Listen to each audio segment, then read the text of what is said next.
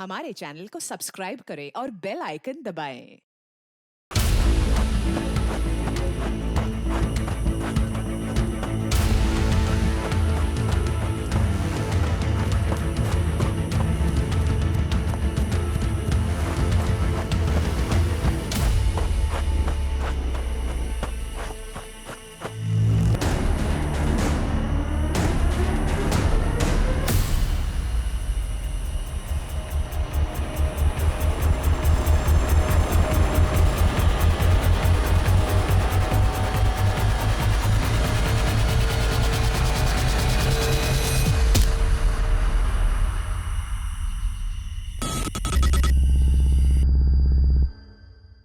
नमस्कार, आदाब।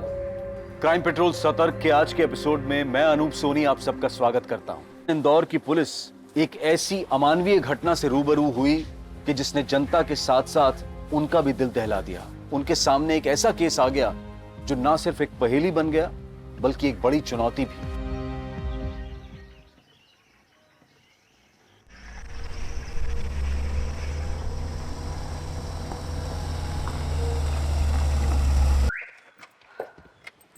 टीना, थोड़ा सामान लेके चलो, मैं अकेला कैसे लाऊंगा? किसी काम के लिए लाए हो मुझे यहाँ?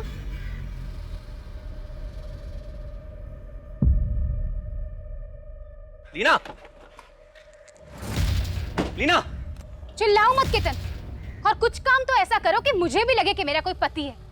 Leena, stop it! सुनो! लीना!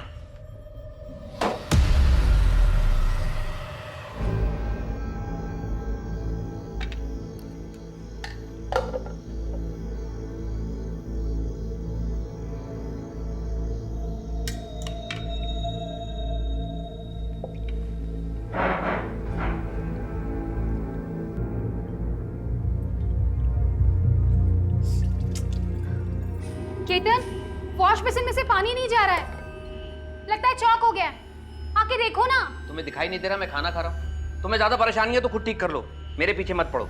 2 वक्त चैन से खाना भी नहीं खाने देते। अरे खाओ, जी भर के खाओ। मैं तो कह रही हूँ सुबह तक खाते रहो।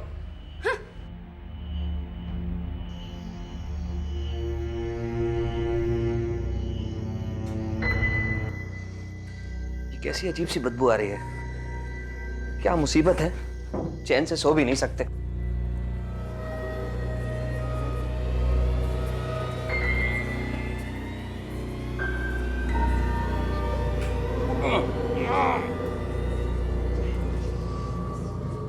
अब तो प्लम्बर को बुलाना ही पड़ेगा।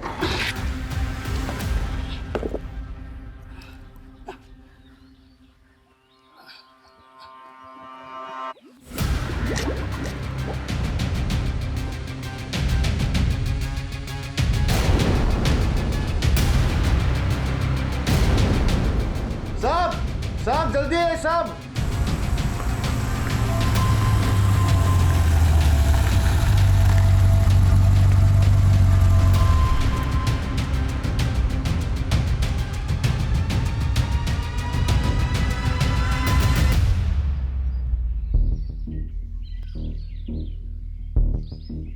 ऐसा लगता है किसी फीमेल की बॉडी। ये एक्सीडेंट की शिकार हुई है या किसी ने मार के फेंक दिया यहाँ? इतनी बुरी तरह से सड़ चुकी है, एज तक समझ में नहीं आ रही सर। विक्टिम की एज और कॉज ऑफ डेथ तो पोस्टमार्टम रिपोर्ट में पता चल ही जाएगी। श्रीवास्तव, आसपास जितने भी पुलिस स्टेशन है वहाँ की मिसिंग कंप्लेंट चेक कर लेना। आप लोग देखो आसपास कुछ मिलता है क्या। श्रीवास्तव, यहाँ तक पहुँचने का एक ही रास्ता है, हाईवे। रंजन, यहाँ से लेके हाईवे तक जितने भी सीसीटीवी कैमरास है पिछले कुछ हफ्तों की फुटेज मंगवा लो। आपके इस फार्म हाउस पे आपके सिवा और भी कोई आता जाता है? सर, मैं और मेरे कुछ खास दोस्त, बट बहुत रेयरली। ज्यादातर तो ये फार्म हाउस खाली पड़ा रहता है सर। तो फिर ये औरत यहाँ कैसे पहुंची? तो कौन है ये? ये कौन है? सर, ये मनोहर, यहाँ का केयर टेकर। इस औरत को जानते हो? इसकी लाश यहाँ कैसे आई? केतन जी, आप बात करने से मना कर रखा है। अगर ऐसा ही है तो बता दीजिए हमें। सर, आप हमारा यकीन कीजिए सर, हम कुछ भी नहीं जानते इस बारे में। श्रीवास्तव, लेके चलो इसे। सर, मैंने कुछ आइए। भी नहीं किया सर। आप आइए हमारे साथ।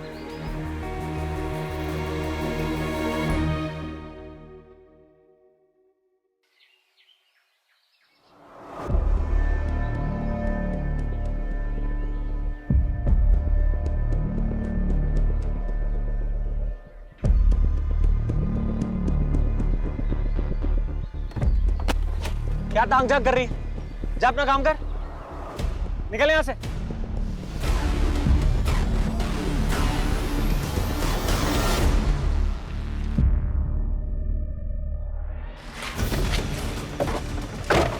पूरा मूड खराब करके रख दिया इसने। अब देखना, ये ऑफिस में जाकर ना हमारी चुगली करेगी। अगर इसने चुगली करी ना तो मैं स्मिता की ना बैंड बजा दूंगा। तू चिंता मत करता रहा। चिंता नहीं, मुझे गुस्सा आ रहा है सुरेंद्र। ज्यादा ही होशियार बनती जा रही है आजकल ये। बात बात पर मेरी गलतियां निकालती है। ये तो अखिलेश सर अच्छे हैं, इसकी बात पर भरोसा नहीं करते, वरना। अरे तू इसके बारे में ज्यादा मत सोच, मैं इसे देख लूंगा।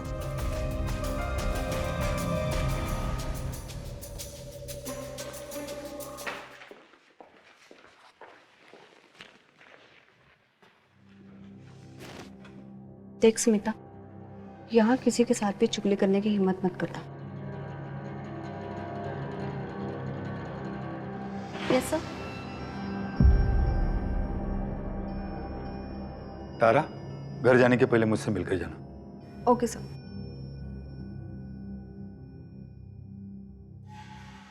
सभी देशवासियों को जनता कर्फ्यू का पालन करना है।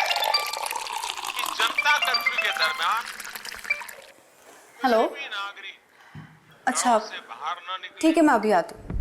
न सड़क पे जाएं, डियर वाइफ, न मोहल्ले न्यूज़ नहीं में, सुनी? न सोसाइटी में। घर से बाहर कोई नहीं जा सकता। पति देव, ऑफिस का काम है, मुझे जाना होगा।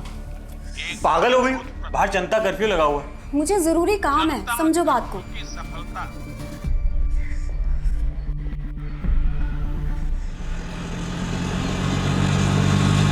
ऑटो भैया, प्लीज आगे तक लेकर चलेंगे, बहुत जरूरी काम है।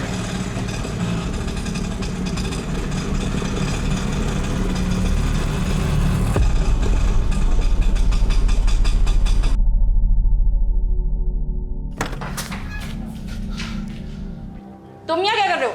बड़ा शौक है ना तुझे तारा की जासूसी करने का। चल बता, आज जनता कर्फ्यू के दिन तारा ऑफिस क्यों गई थी? सुरेंद्र देखो, तुम जाके अपनी बीवी से पूछो ना। और हाँ, एक बात कान खोल के सुन लो, दोबारा मेरे घर पे ये शराब पी के मत आना। देख लूंगा मैं तुझे। हाँ हाँ ठीक है, देख लूंगा तुझे मैं, जाओ यहाँ स्मिता।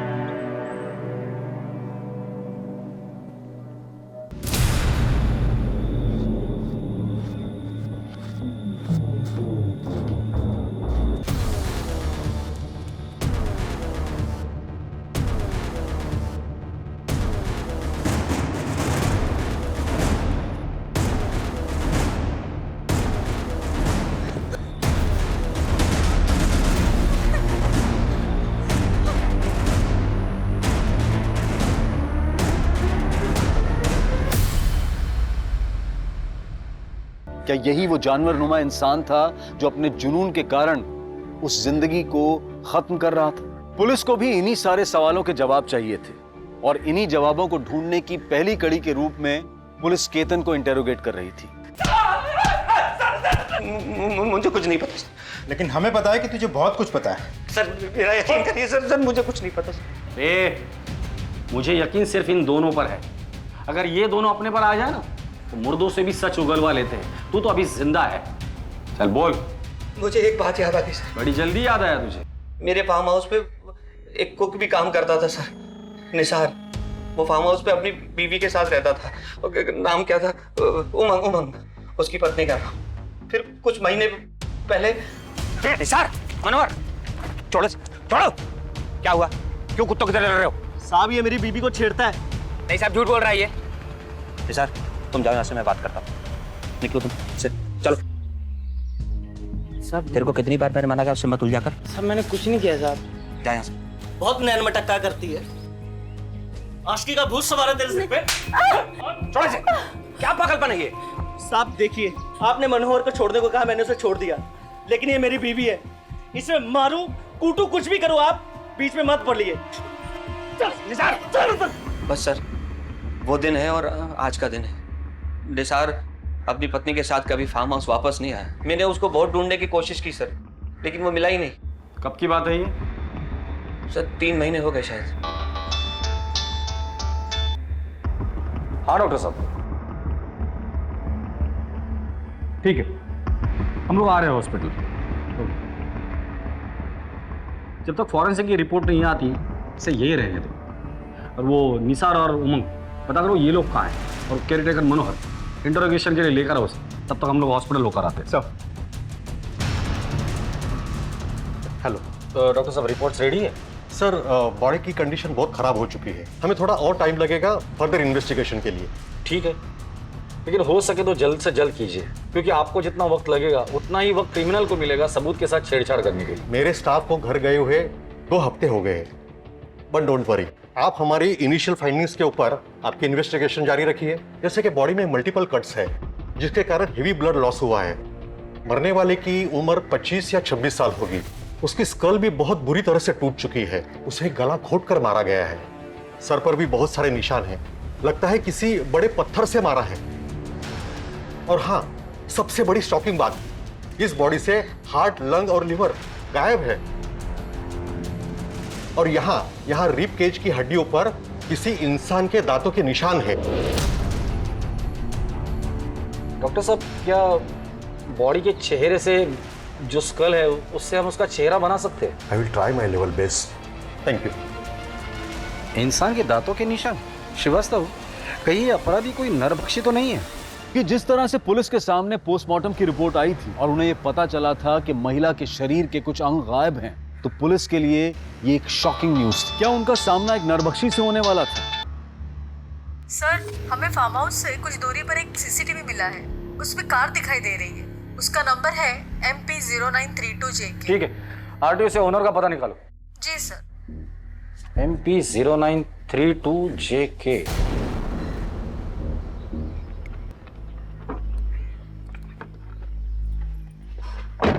चलो भैया। मैडम, ये टैक्सी कहीं नहीं जाएगी। नहीं जाएगी? नहीं जाएगी तो रोड पे क्यों लगा रखी है? आपने घर क्यों नहीं रखते? कहाँ से आ जाते हैं नमूने कहीं के। क्या बोला? ए, रुक रुक रुक, क्या बोला तूने? नमूने क्या बोला? हाँ, रुक।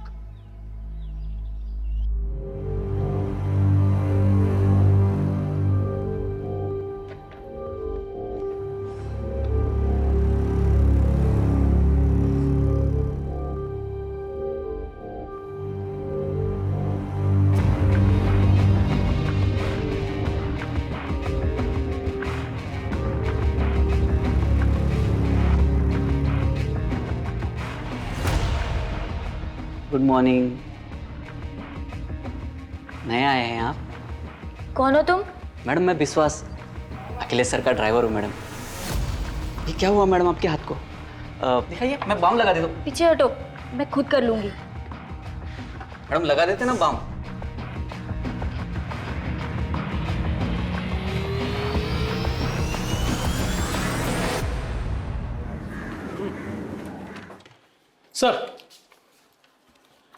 सर ये स्केच आ गया। सर ये हमने विक्टिम का 3/4 फेस बनाने की पूरी कोशिश की है, क्योंकि उसका जो ब्रोन स्ट्रक्चर था उसके हिसाब से इतना ही मैच हो पाया है। ठीक है, जाइए। सर एक इन्फॉर्मेशन है सर। बोलो। सीसीटीवी फुटेज में हमें जो गाड़ी दिखी थी उस गाड़ी की डिटेल्स मिल गई है।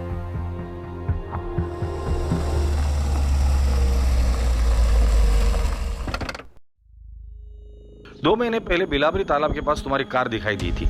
ऐसे जंगल वाले एरिया में तुम क्या कर रहे थे? सर मैं अपनी वाइफ को ढूंढने गया था, अब वो 2 महीने से मिसिंग है। हेलो, अरे कहाँ है तू? कितनी देर हो गई है? मैं आ रही हूँ सुरेंद्र। मैं ये मुन्ना चिकन के सामने हूँ, मेन रोड पे। अच्छा ठीक है। ये बिलावली तालाब के पास। Hello hello Surendra. Hello sir, फिर उसका फोन कट गया, उसके बाद उसका कॉल आया ही नहीं। फिर मैंने भी कॉल ट्राई किया उसको तो फोन लगा ही नहीं। फिर थोड़ी देर बाद मैं खुद वहाँ गया पर वो वहाँ नहीं थी। आज भी मैं वहाँ जाता रहता हूँ। बीवी की फोटो है तुम्हारे पास?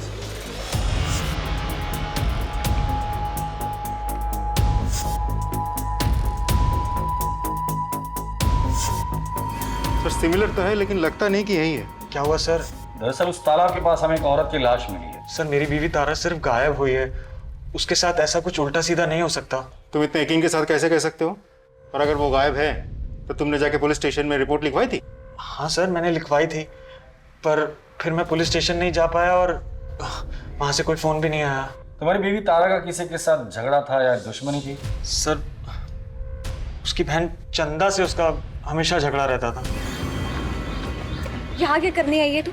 तुझे ये कहने आई हूँ कि अब देवास वाला घर तू मेरे नाम कर दे। वो घर पापा ने मेरे नाम किया है। तो मैं भी तो उनकी बेटी हूँ ना, तो उस हक से तो वो घर मेरा भी हुआ। अगर हक होता ना तेरा तो पापा तुझे जरूर तेरा हिस्सा देते। चुपचाप वो घर मेरे नाम कर दे, वरना सोच लेना तू। वरना क्या करेगी? तुझे ऐसी मौत मारूंगी ना कि तेरी रूह भी कांप जाएगी, और तेरे मरने के बाद तो प्रॉपर्टी मेरे नाम खुद ब खुद हो जाएगी। तू मेरी बीवी को मारेगी? समझती क्या है तू अपने आप को? वो तो तुम दोनों बहुत जल्द समझ जाओगे। बस सर चंदा उसे ऐसे ही धमकी देती रहती थी। मैं तो परेशान हो गया था उनके झगड़ों से, यहाँ तक कि मैंने तारा को कह दिया था कि चंदा को प्रॉपर्टी दे दे, लेकिन तारा को अपने पापा के घर से एक इमोशनल लगाव था, इसलिए उसने मेरी बात नहीं सुनी। हालांकि सर इस प्रॉपर्टी के लिए चंदा ने कोर्ट केस भी किया है जो पिछले साल से चल रहा है। तारा वो केस जीतने भी वाली थी। हो सकता है सर चंदा ने कुछ किया हो।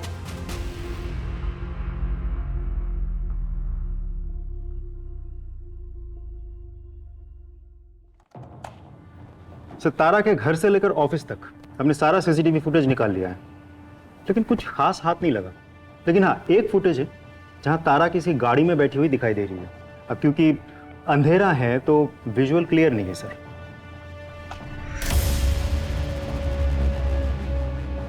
ड्राइवर का चेहरा दिखाई नहीं दे रहा है। Yes sir. ना ही गाड़ी का नंबर। और ठीक 2 घंटे बाद सुरेंद्र वापस उसी लोकेशन पे। मतलब देखा जाए तो सुरेंद्र ने हमें जो भी स्टेटमेंट दिया था फुटेज के साथ हूबहू मैच हो रहा है सर। करेक्ट। सुरेंद्र ने हमें बताया था कि उसे चंदा पर शक है, तो क्या ऐसा तो नहीं कि इस गाड़ी में चंदा बैठी हो? नहीं सर, अगर चंदा होती तो तारा उसी गाड़ी में जाके नहीं बैठती। दोनों में बहुत बड़ा झगड़ा हुआ था। तो फिर कौन हो सकता है? क्योंकि तारा अपनी मर्जी से उस गाड़ी में बैठी है, इसका मतलब गाड़ी के अंदर जो कोई भी था तारा उसे अच्छे से जानती थी। कौन हो सकता है सर? केतन हो भी सकता है, पर तारा और केतन के बीच कोई कनेक्शन हो ऐसी कोई भी बात हमारे सामने अभी तक नहीं आई। श्रीवास्तव एक काम करो, ऐसी गाड़ियां किस किस के पास है ये पता करो, और वो चंदा उसे पूछताछ के लिए बुलाकर लेकर आओ। सब मनोहर को ले आया था, गांव में छिपा हुआ था।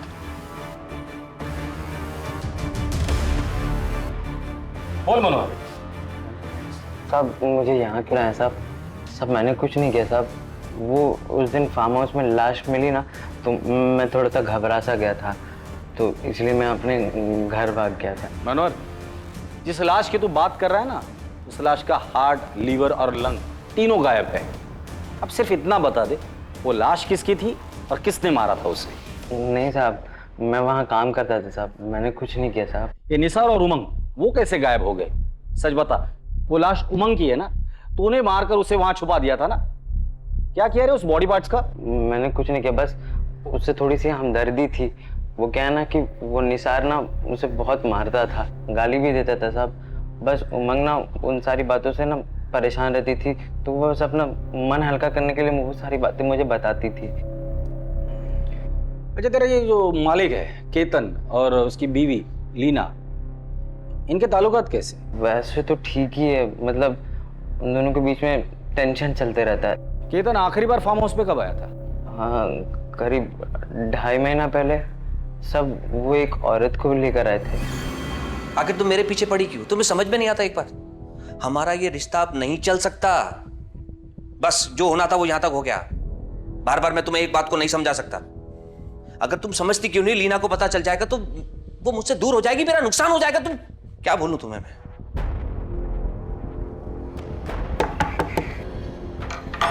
सभी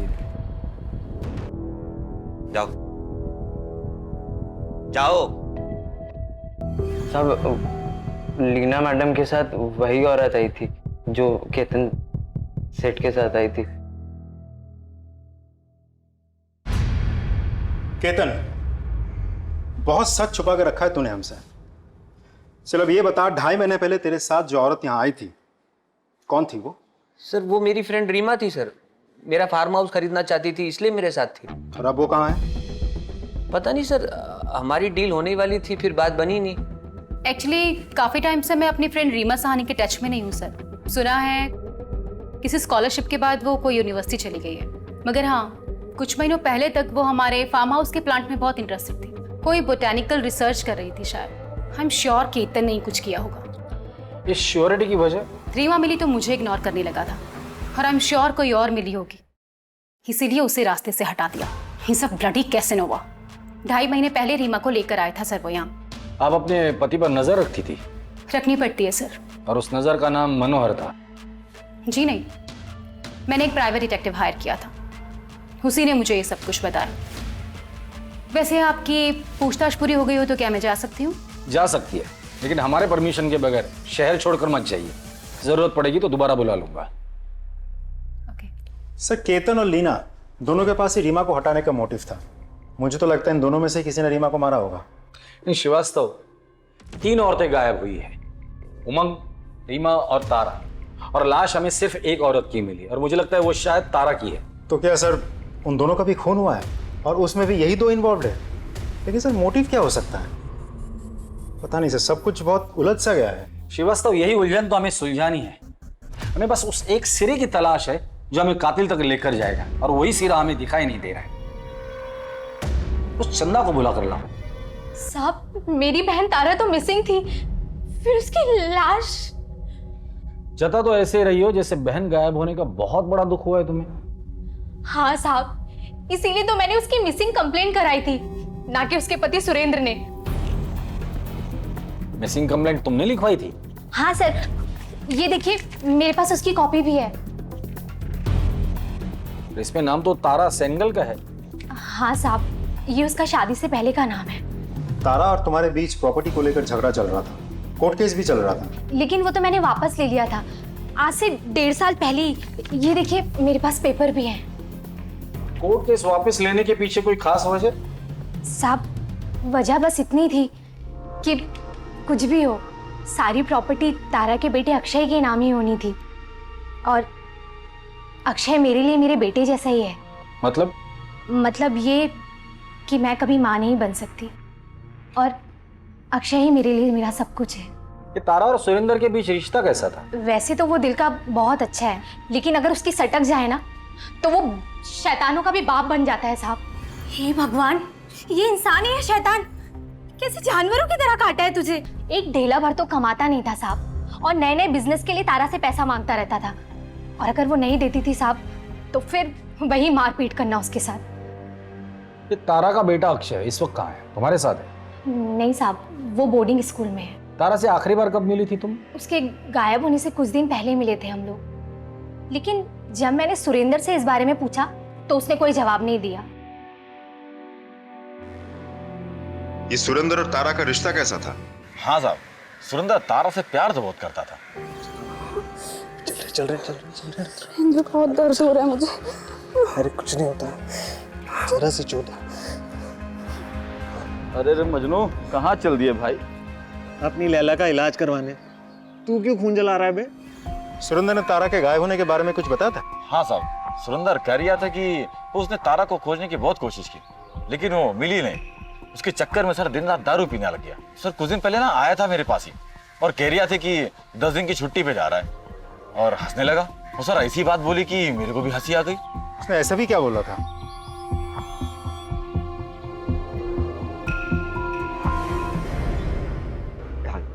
डैड मुझे वो शर्ली को घर छोड़ने जाना है, प्लीज आपकी कार मिलेगी? आज आप कैब कर लीजिए। डिनर के लिए जल्दी आना। Thank you dad. कम।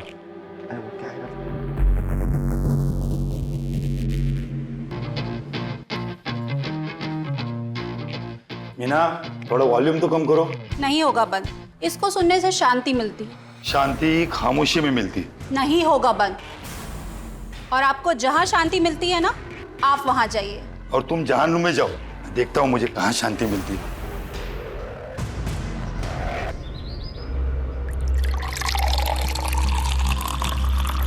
सुरेंद्र, तुम जाओ। सर आप यहाँ कुछ काम था? हाँ, तुम्हारी बीवी गायब होने के बाद तुम बहुत गम में थे ना, तो सोचा मिलकर थोड़ा गम बांट लेते हैं तुम्हारा। श्रीवास्तव, देखो बेचारा कितने गम में है। बीवी को जाकर 1 महीना नहीं हुआ और तुमने दूसरी शादी भी कर ली। सर वो मैं अकेला नहीं रह सकता। नाम क्या है इसका? तारा। तारा? सर वो तारा की याद में मैंने इसका नाम तारा ही रख दिया। आपकी बीवी तारा कहाँ काम करती है? सर वो अखिलेश सीए के यहाँ काम करती थी। क्या तारा की लाश मिली? So sad. Mister Akhilesh, Tara आपकी एम्प्लॉय थी, उसके गायब होने के बाद आपने पूछताछ नहीं की? सर मैंने उसके मिसिंग होने के बाद में कुछ सीनियर पुलिस ऑफिसर से बात की थी, लेकिन कुछ पता नहीं चला और लॉकडाउन के चलते मैं भी हेल्पलेस था। और अब जाके जब ऑफिस खुला तो। अखिलेश जी, तारा के बारे में आपकी क्या राय है? आई मीन, थी वो कैसी थी, बिहेवियर कैसा था, वो काम कैसा करती थी? नहीं, काम में तो एकदम परफेक्ट थी और अच्छी इंसान भी थी। और आप जी? आपका और तारा का रिश्ता कैसा था? सर वो जैसा एक बॉस और एम्प्लॉय का होता है, बस। जिस दिन तारा गायब हुई थी आपने उसे फोन किया था, वो घर पर थी और वो घर से ऑफिस के लिए गई थी, क्यों? सर उस दिन मेरी गाड़ी सर्विसिंग के लिए गई थी और मुझे एक ऑफिस से फाइल अर्जेंटली चाहिए थी, तो मैंने उसे कहा कि ऑफिस से फाइल लेकर मेरे घर आ जाना, मगर वो आई नहीं। मैंने कांटेक्ट करने की भी कोशिश की मगर कुछ हुआ नहीं। ठीक है, फिलहाल के लिए आप जा सकते हैं, जरूरत पड़ेगी तो दोबारा बुला लूंगा। जी सर, थैंक यू।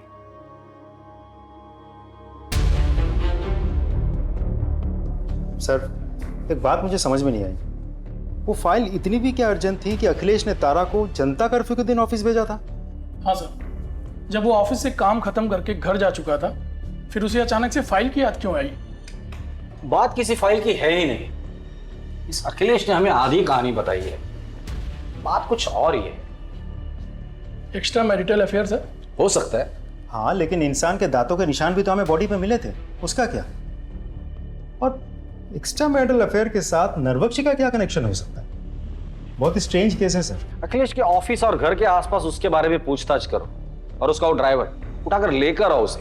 वो जरूर कुछ ना कुछ तो जानता होगा जिससे हमें इस केस की लीड मिल जाएगी।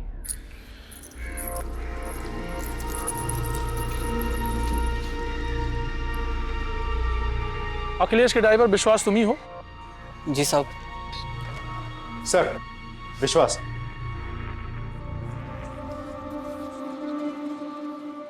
बैठ। तारा को जानता है? जानता हूँ ना साहब, हाल ही में अपन उसके बस्ते में रहने के लिए गए साहब। हालांकि ये बात किसी को मालूम नहीं है, अखिलेश साहब को नहीं मालूम है। क्या हुआ साहब? हुआ तो बहुत कुछ है, फिलहाल तो इतना बता दे, अखिलेश और तारा के बीच रिश्ता कैसा था? सिर्फ मालिक और नौकर थे या और कुछ? सर कई बार लगता तो था उन दोनों में कुछ चक्कर है। अखिलेश साहब की पत्नी मीना मैडम को भी उन पर शक था, कई बार सवाल भी पूछती थी। तुम्हारी हिम्मत कैसे हुई मुझे मेरे पति के केबिन में जाने देने से रोकने की?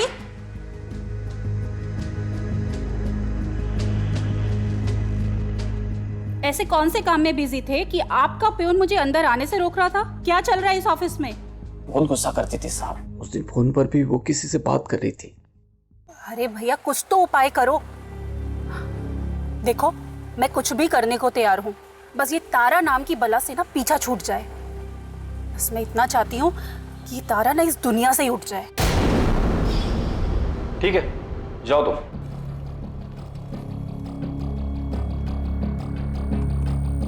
सर कहीं ऐसा तो नहीं कि मीना ने अपने पति को वापस पाने के लिए तारा का खून करवाया और बाद में ये नरभक्षी वाला एंगल डाल दिया ताकि हम सब कंफ्यूज हो जाए? हो सकता है, क्योंकि कोई भी औरत अपने पति को दूसरे के साथ देख ले तो जलन तो होगी, और बदले की आग में वो किसी भी हद तक जा सकती है। तुम चंदा और तारा के केस डिटेल्स निकालो, मुझे लगता है हमें मीना से भी बात करनी होगी।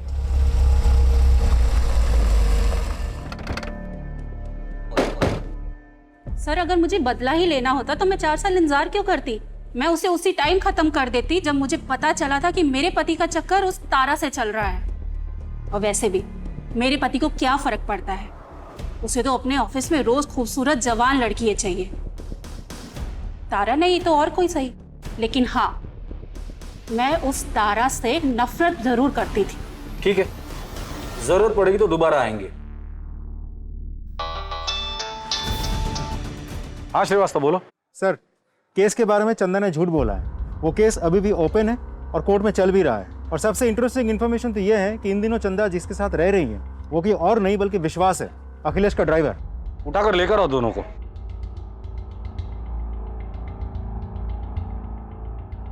तुम दोनों ने बहुत कहानियां सुनाई मुझे, अब मुझे असली कहानी सुनिए। साहब, मैंने केस वापस ले लिया था, लेकिन विश्वास ने बोला कि केस वापस चला दे।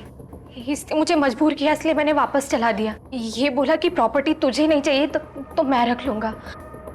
मैं इससे प्यार करती हूँ साहब, इसलिए मना नहीं कर सकी।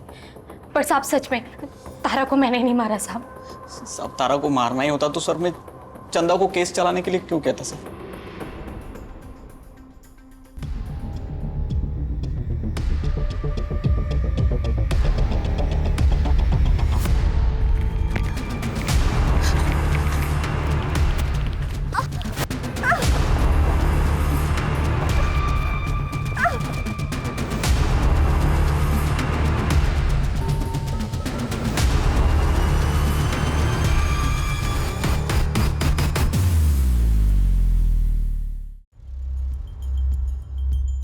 इस केस में कई सस्पेक्ट है। तारा का पति सुरेंद्र, जो तारा से बहुत प्यार जताता है, लेकिन तारा के मरने के बाद वो तुरंत दूसरी औरत से शादी कर लेता है। चंदा, कई अफेयर्स करने के बाद अब उसका अफेयर अखिलेश के ड्राइवर विश्वास के साथ चल रहा है। और अपने बहन के साथ उसका प्रॉपर्टी का केस भी चल रहा है। अखिलेश की बीवी मीना, जिसे तारा और अखिलेश के अफेयर के बारे में पता था और वो तारा से बहुत नफरत करती थी। केतन और लीना, जिनके फार्म हाउस पर तारा की लाश मिली थी। ये निसार और उमंग, ये कपल अभी भी गायब है। और सर, इस सब के बावजूद तारा उस फार्म हाउस वाले एरिया में क्यों गई थी? सर, कहीं ऐसा तो नहीं कि वो किसी और से मिलने गई थी? शायद केतन या लीना से, या फिर किसी और से। या तो इन सस्पेक्ट में से कोई नरभक्षी है या फिर कोई हमें गुमराह करने की कोशिश कर रहा है। हेलो, क्या?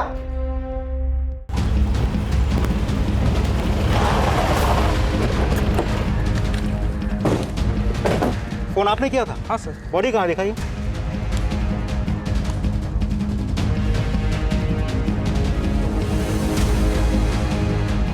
हटाओ सब।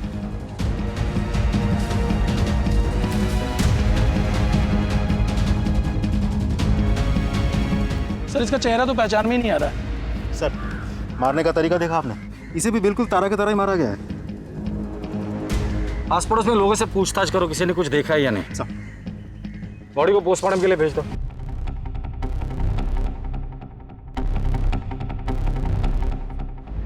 सर, ये मर्डर भी तारा मर्डर केस की तरह ही है, लेकिन इस केस में हमें रिस्ट पर मार्क्स मिले हैं। इसका मतलब कातिल ने उसे बहुत जोर से पकड़ा होगा। हाँ, लेकिन कोई फिंगरप्रिंट्स नहीं मिले। इसका मतलब कातिल ने हैंड ग्लोव्स पहने होंगे। और हैरत की बात यह है कि इन दोनों केसेस में, दोनों बॉडीज में हमें एक चीज कॉमन मिली है, और वो है ओमेगा 3।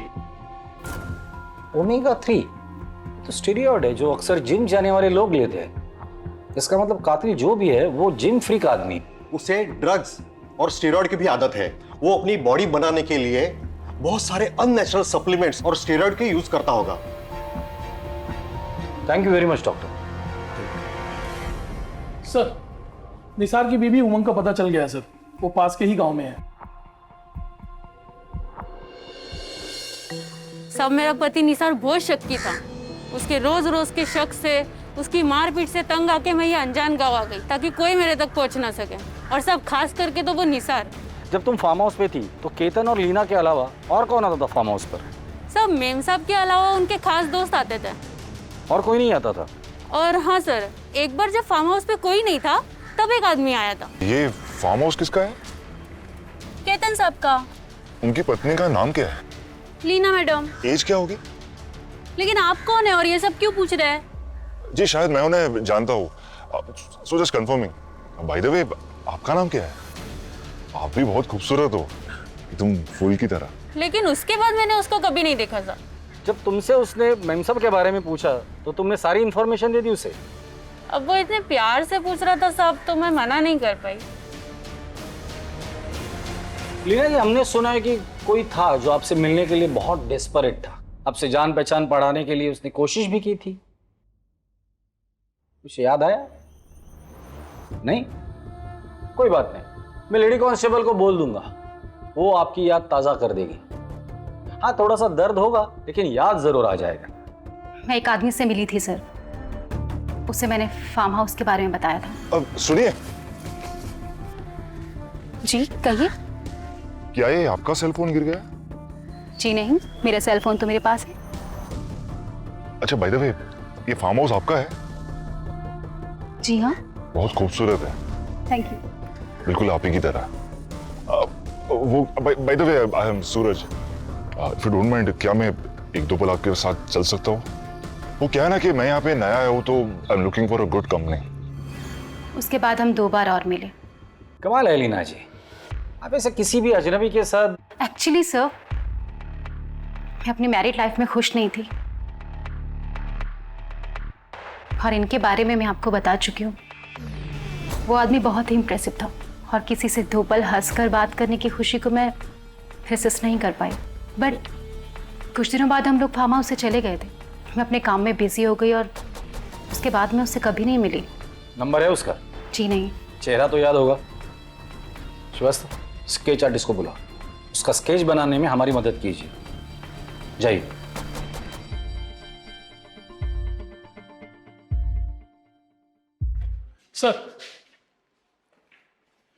सर ये रमन है, वो जंगल वाली लाश के क्राइम स्पॉट के पास इसने किसी को देखा है। साहब, उस जंगल के रास्ते पर मैंने एक अमीर आदमी को देखा था साहब।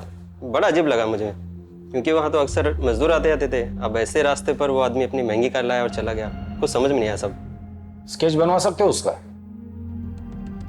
श्रीवास्तव, स्केच आर्टिस्ट को बोलो और इसका स्केच बनवा लो। सर, आप आइए मेरे साथ।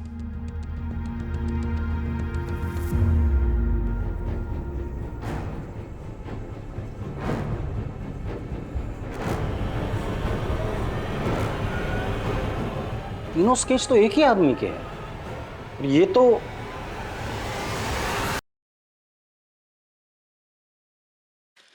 अखिलेश जी।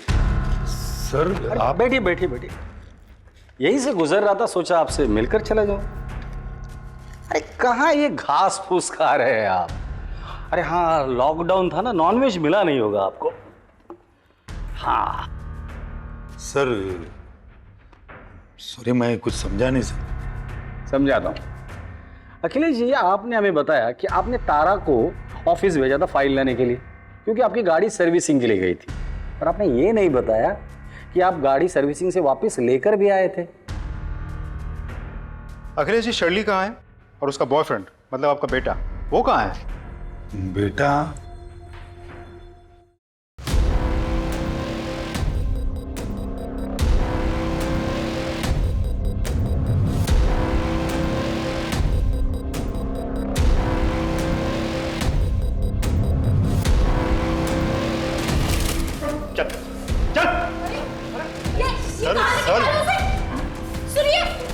आप नहीं चलेंगे?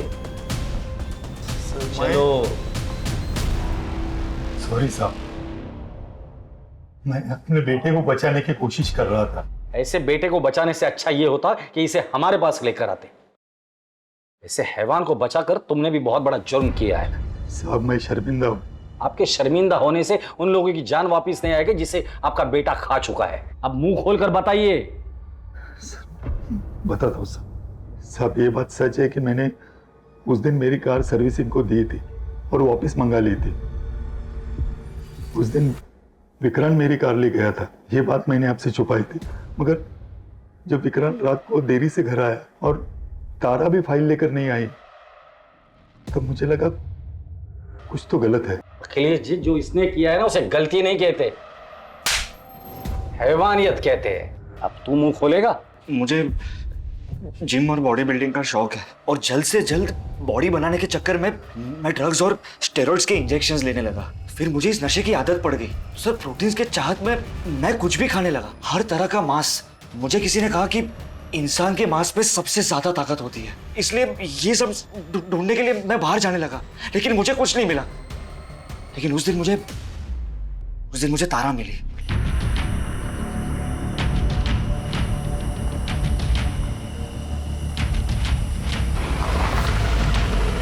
अरे तारा, कहाँ जा रही हो?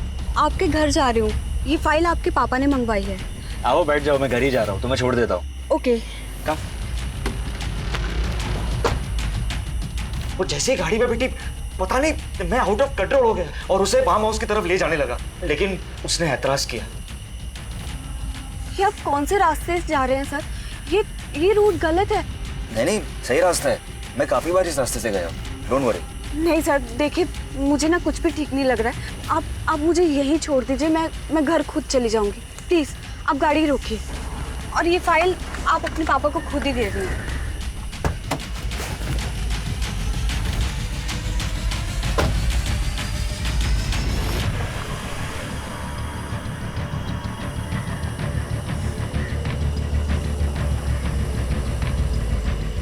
हेलो सुरेंद्र, हाँ मैं आ रही हूँ सुरेंद्र। मैं ये मुन्ना चिकन के सामने हूँ, मेन रोड पे, ये बिलावली तालाब के पास। तुम्हें मेरे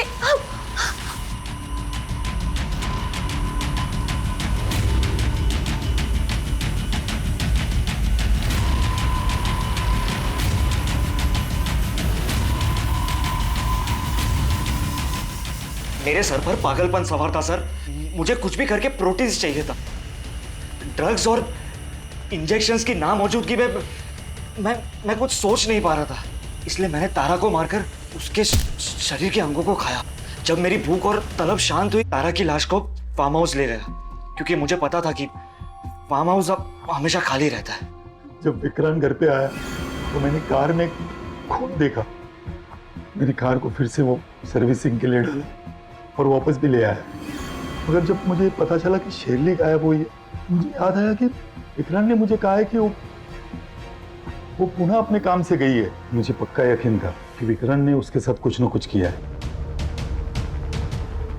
मैं उससे प्यार करता था सर, पर उस दिन मुझे उसके शरीर में अपनी गर्लफ्रेंड की नहीं, इंसान के मांस की खुशबू आ रही थी। विक्रांत, ये कैसे गाड़ी चला रहे थे तुम? तुम ठीक तो हो रहा? विक्रांत, ये क्या कर रहे हो तुम?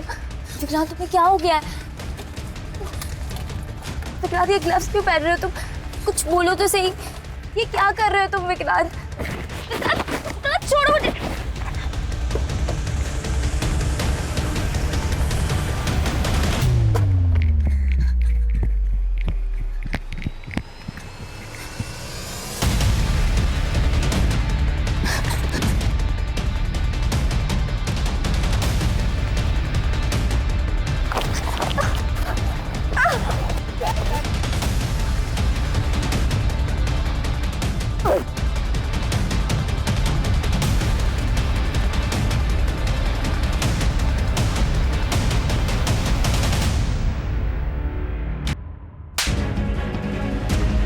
इंसान नहीं, एक नरभक्षक है, नरभक्षक।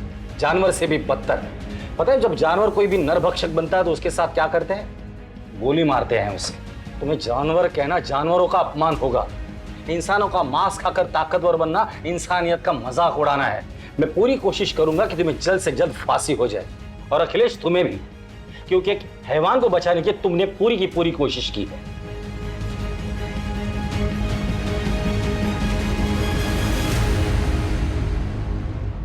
ये समय हम सब के लिए आत्म परीक्षण का समय है, एक सबक सीखने का समय है, ताकि हम अपने अंदर की कमजोरियों को जान सकें और उन्हें दूर करने की पूरी कोशिश करें। और खासकर हमें अपने मानसिक स्वास्थ्य का ध्यान रखना है। अगर अखिलेश ने वक्त रहते अपने बेटे को सही राह दिखाई होती और मेडिकल हेल्प ली होती तो उसे इस तरह से शर्मसार नहीं होना पड़ता। अगर विक्रांत ने अपने जुनून में स्टेरॉइड्स और इंजेक्शंस का इस्तेमाल नहीं किया होता तो वो कभी नरभक्षी नहीं बनता। और सबसे बड़ी बात, अगर सुरेंद्र तारा से लड़ने और रूठने के बजाय घटना वाले दिन उसके साथ चला जाता तो क्या तारा की दर्दनाक मौत टल नहीं जाती? अगर जुनून को सही राह मिल जाए तो पर्वत लांघे जा सकते हैं, समंदर को चीरा जा सकता है, लेकिन अगर जुनून भटक जाए तो क्या हश्र होता है वो आपके सामने है। ध्यान रखें कि कहीं आपका कोई अपना इस तरह के जुनून का शिकार ना हो रहा हो।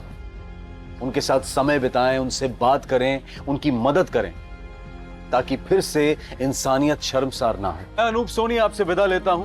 फिर मुलाकात होगी क्राइम पेट्रोल सतर्क में एक और नए केस के साथ।